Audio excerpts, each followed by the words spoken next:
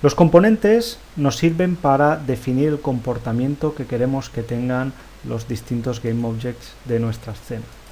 Ya hemos visto que, por ejemplo, un cubo pues tiene varios componentes como transform, render y demás que definen el comportamiento como tal, ¿vale? Y lo mismo pasa pues a la cámara, que tiene un componente transform y otro componente cámara, la directional light, ¿vale? Cada uno pues tiene sus propios componentes. Ya sabemos que si podemos definir un GameObject vacío, y fijémonos que el único componente que va a tener por defecto es un componente transform, que como vemos aquí sirve para indicar la posición, rotación y escalado, ¿vale? Sabemos también que podemos agregar componentes pues desde este botón, por ejemplo, y uno de estos componentes pues son scripts, que van a definir ese comportamiento que tenga el GameObject en tiempo de ejecución, ¿vale? El código que escribamos. Bien, fijémonos que el cubo pues ya hemos añadido un script, el cual pues bueno, tendrá un código que se ejecutará. Desde este script podemos acceder al resto de componentes que tenga el GameObject que tenga este script, que en este caso sea el cubo, ¿vale? Desde código. Vamos a ver cómo lo podemos hacer. Si venimos aquí, desde Start, por ejemplo, desde cualquier tipo de función, podemos acceder al componente Transform, por ejemplo, mediante escribiendo Transform. Esto coge una referencia al componente Transform que tenga el propio GameObject. Es decir, si el script cubo está asociado a este GameObject, si yo hago Transform, estoy recuperando estos valores de aquí, que es justamente por los que tiene el propio GameObject.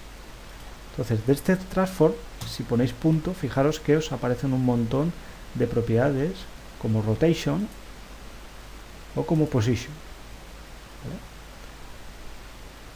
Siempre que trabajemos con componentes y clases y demás, es conveniente echar un ojo al API de Unity.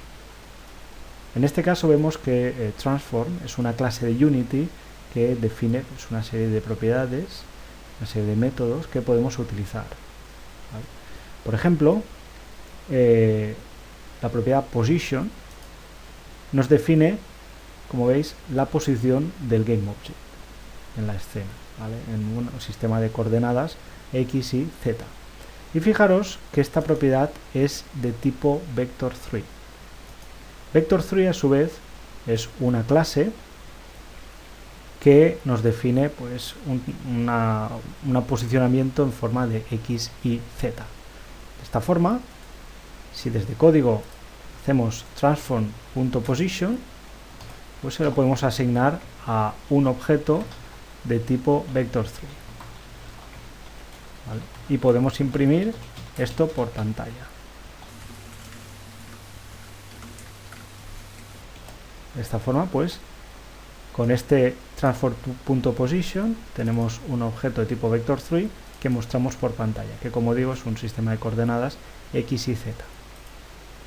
Vale, vamos a ejecutar y comprobamos que es 4,800, que es justamente las propiedades de posición que tiene el GameObject al que está asociado el script. ¿De acuerdo? Bien. Fijémonos también que yo podría coger y decir, bueno, pues yo quiero que la transform.position sea un nuevo Vector3, ¿vale? Para ello, ¿qué puedo hacer? Pues me puedo crear un nuevo Vector3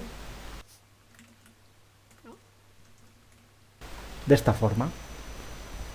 Pero claro, aquí los valores de Vector3 por defecto pues serían 0, 0, 0. Yo puedo decirle ya cuando haga el new de Vector3 unas coordenadas. Por ejemplo, puedo decirle 5, menos 1, 3. Entonces este objeto nuevo se creará como un objeto de la clase Vector3 con estas coordenadas. ¿Y cómo sabemos eso? Pues muy fácil. Vector3, al igual que otras clases, tienen lo que se denomina constructores. Y el constructor es el método que ejecutamos cuando hacemos un new.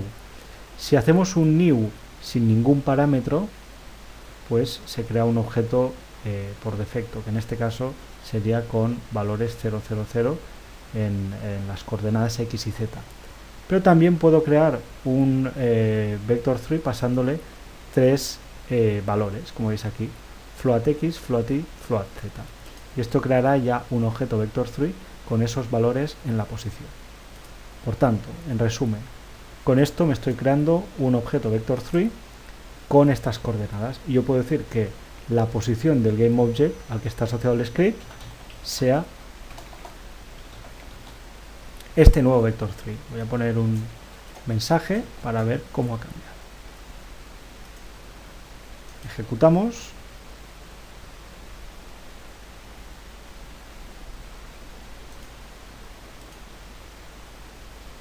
Vale, me he equivocado aquí en el print. Vale, ahora sí. Vale, así estamos accediendo al transform.position. Bien, ejecutamos de nuevo.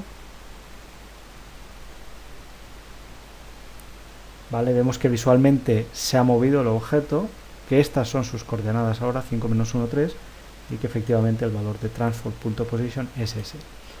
Vale, pues de esta forma podemos asignar un nuevo vector 3 a el transform.position. De hecho, podría haber hecho simplemente esto de aquí y ahorrarme el objeto nuevo. Esto no me haría falta, lo puedo hacer directamente de esta forma. ¿Vale? Pues así podemos crear transformar o cambiar la posición de un objeto en un momento dado. De hecho, podríamos hacer, pues mira, new vector 3 y utilizar una de las propiedades que tiene esta clase. Si vamos de nuevo al vector 3, vemos que aquí tiene varias propiedades. Por ejemplo, back hace referencia a un vector 0, 0, menos 1, down a 0, menos 1, 0, forward 0, 0, 1. Entonces yo puedo utilizar esto, en vez de poner los valores, puedo directamente poner forward. Y puedo hacer, por ejemplo, transform position, puedo decirle que sea vector.forward, ¿vale? Que sería como si pusiera 0, 0, 1. Incluso puedo decirle, pues bueno, la posición que tenga, que en este momento será 5, menos 1, 3, más un vector forward, que es 5 menos 1, 3, más el vector 0, 0, 1, que sería resultante 5 menos 1, 4. Vale, si ejecutamos, vemos que la nueva posición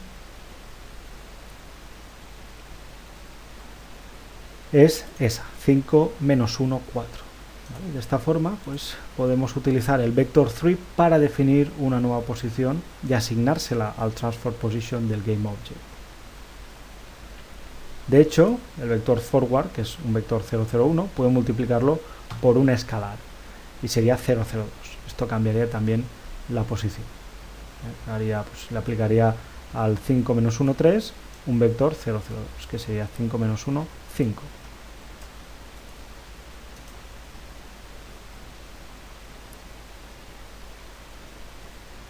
¿Vale? Bien, pues de esta forma podemos manipular la position del componente transform del GameObject que está asociado al script. ¿Vale? ¿Esto lo podemos utilizar para mover? Bueno, esto lo podemos utilizar entre comillas para teletransportar. ¿Vale? Esto lo que estamos haciendo es posicionar ese objeto en esas coordenadas. Para mover, pues depende de si el objeto tiene físicas o no, podemos hacerlo de una forma o de otra. En este caso sabemos que lo que hay en el start se ejecuta solo una vez al principio. Si queremos mover un objeto, pues podemos utilizar directamente el método update, que se ejecuta a cada frame. Y lo que puedo hacer es poner un transform.position y puedo hacer un transform.position más vector 3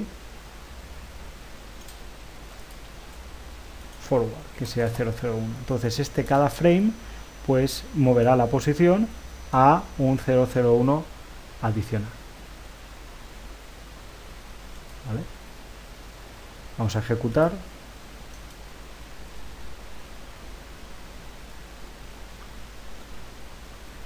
Y fijémonos cómo pues, se va moviendo hacia esa dirección. Bien.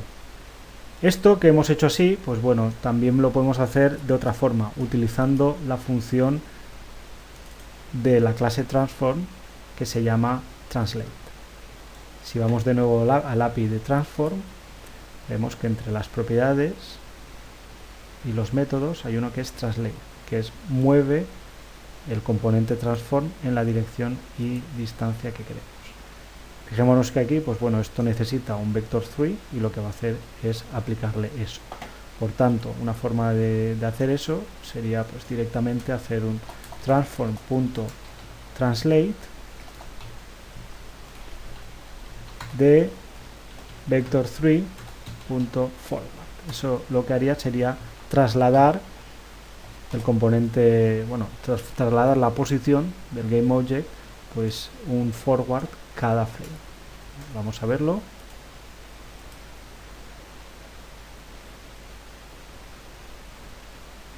Y como veis, pues está moviéndolo también. Entonces nosotros utilizaríamos el translate para hacer este movimiento. Y de igual forma que podemos hacer un translate, podemos hacer un transform.rotate, que lo que hará será aplicarle una rotación. Si vamos al API, ahora buscamos rotate, vemos que el rotate lo podemos aplicar con un objeto de tipo vector3. Esto que pone relative, pues podemos omitirlo, es decir, no hace falta que lo apliquemos, ¿vale? Esto es por si queremos hacer rotación relativa. En cualquier caso podemos pues directamente poner aquí un vector3 y aplicaría una rotación, ¿vale? Podemos hacer, por ejemplo, nos ha quedado un vector3 llamado rotación y podemos hacerle esto de aquí. 15 grados por un lado, 45 por otro y 30 por otro. Y ahora le aplicamos esta rotación. Pues lo que hará cada frame es aplicarle una rotación de 15, 45, 30. Vamos a ejecutar. Y fijémonos que bueno, está aplicando la rotación cada frame. Como veis, pues es mucho. Realmente lo que está haciendo es pues rotar, en este caso, 15 grados cada frame. Entonces, claro, si por ejemplo en un segundo pues se ejecuta, pues hay 30 frames, por ejemplo, pues se ejecutará 30 rotaciones por segundo, lo cual pues es una barbaridad. Si lo que queremos es hacer una rotación pues un poco más lenta, podemos utilizar la variable que tiene Unity, que se llama delta time, ¿no? Entonces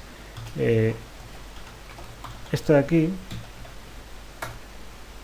define el tiempo que pasa entre frame y frame, de forma que cuando queremos hablar de velocidades por segundo, si multiplicamos lo que queremos aplicar por un time delta time, nos dará la cantidad que se tiene que mover o rotar en ese frame en concreto.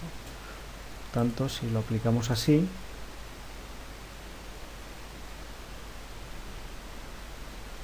veis que pues ahora la rotación no es tan rápida como antes. Básicamente lo que estamos haciendo es multiplicarlo por un número pequeño para que la rotación pues no sea tan grande. Y realmente esto que he puesto aquí utilizando la variable rotación podríamos hacerlo directamente poniéndolo aquí y obviando este objeto rotación, ¿vale? Cualquier cosa sería lo mismo. Pues bien, si queremos, como digo, mover, utilizaríamos el translate. Si queremos rotar, el rotate, pero ya veis que podemos acceder a los componentes del propio GameObject, pues a través, en este caso al componente transform, a partir del transform.position, transform.rotation y demás.